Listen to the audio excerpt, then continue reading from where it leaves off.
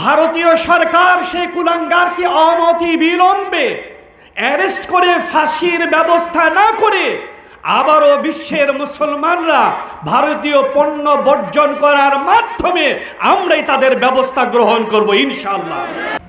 এই পর্যায়ে বক্তব্য পেশ করবেন তাহরিকে খতমে নবুয়ত বাংলাদেশের সম্মানিত প্রেসিডিয়াম সদস্য সৈয়দ হযরত মাওলানা মুফতি এহসানুল্লাহ আব্বাসী সিদ্দিকী জৌনপুরী। আলহামদুলিল্লাহি ওয়া কাফা ওয়া সালামুন আলা ইবাদ আল্লাযীনা ইসতাফা আম্মা বা'দ ফাল হুকমু শরীআতিল ইসলামিয়্যাহ মান সাব্বা নাবিয়্যান ফাকতুলু। সম্মানিত তাওহীদি জনতা, আমরা এখানে উপস্থিত হয়েছি ভারতের নিকৃষ্ট কুলাঙ্গার রামগিরি, আমাদের প্রাণপ্রিয় প্রাণাধিক প্রিয় নবী করিম সাল্লাল্লাহু আলাইহি ওয়াসাল্লাম, যিনি সমস্ত নবী পয়গম্বরদের ইমাম, হাদি, নবিয়ুল আম্বিয়া মুহাম্মদ আল আরবি সাল্লাল্লাহু আলাইহি ওয়াসাল্লামের আরশচুম্বী সুমহান মর্যাদার বিপক্ষে কটূক্তি করেছে, তাকে আমরা ঘৃণা ভরে তার উপরে, তার চিন্তা চেতনার উপরে থুতু নিক্ষেপ করছি। তাওহীদি জনতা, আমরা রাষ্ট্রীয় সীমানার সীমাবদ্ধতায় আটকে পড়ে আছি, তাই ব্যবস্থা নিতে পারছি না। এই শাতিমে রাসূল সাল্লাল্লাহু আলাইহি সাল্লামের একটি শাস্তি, সেটা হচ্ছে তাকে মৃত্যুদণ্ড দিতে হবে, ঠিক কিনা বলুন?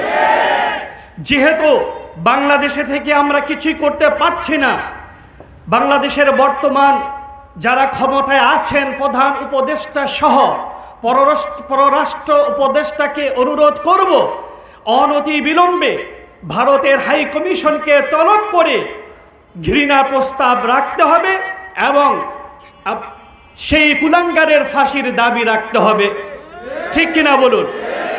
আর যদি ভারতীয় সরকার সেই কুলাঙ্গারকে অনতি বিলম্বে অ্যারেস্ট করে ফাঁসির ব্যবস্থা না করে আবারও বিশ্বের মুসলমানরা ভারতীয় পণ্য বর্জন করার মাধ্যমে আমরাই তাদের ব্যবস্থা গ্রহণ করব ইনশাআল্লাহ। আল্লাহ তাবারাক ওয়া তাআলা যেন সেই তৌফিক আমাদের প্রত্যেককে ভিক্ষা দেন, বলেন আল্লাহুম্মা আমিন। ওয়া মা তাওফীকি ইল্লা বিল্লাহ, আলাইহি তাওয়াক্কালতু ওয়া ইলাইহি উনীব। আসসালামু আলাইকুম ওয়া রাহমাতুল্লাহি তাআলা ওয়া বারাকাতুহু। সম্মানিত উপস্থিতি, এই পর্যায়ে বক্তব্য পেশ করবেন তাহরিকে খতমে নবুয়ত বাংলাদেশের সম্মানিত আমির মুনাজির মিল্লাত শাইখুল হাদিস আল্লামা মুফতি ডক্টর সৈয়দ মুহাম্মদ এনায়েতুল্লাহ আব্বাসী সিদ্দিকী পীর সাহেব জৌনপুরী। নারে তাকবীর, নারে রিসালাত।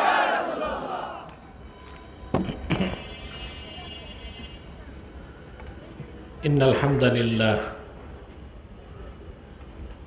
والصلاة والسلام على محمد صلى الله عليه وسلم نبي الأنبياء والمرسلين وعلى آله وصحبه أجمعين الذي أكمل الله به قصر النبوة أي ختم الله به النبوة وحكما لا نبي بعده وأعلن في القرآن بالبرهان أن محمدًا صلى الله عليه وسلم خاتم النبيين والمرسلين قبل 1500 سنة. أما بعد، أعوذ بالله من الشيطان الرجيم. بسم الله الرحمن الرحيم. قال الله عز وجل ورفعنا لك ذكرك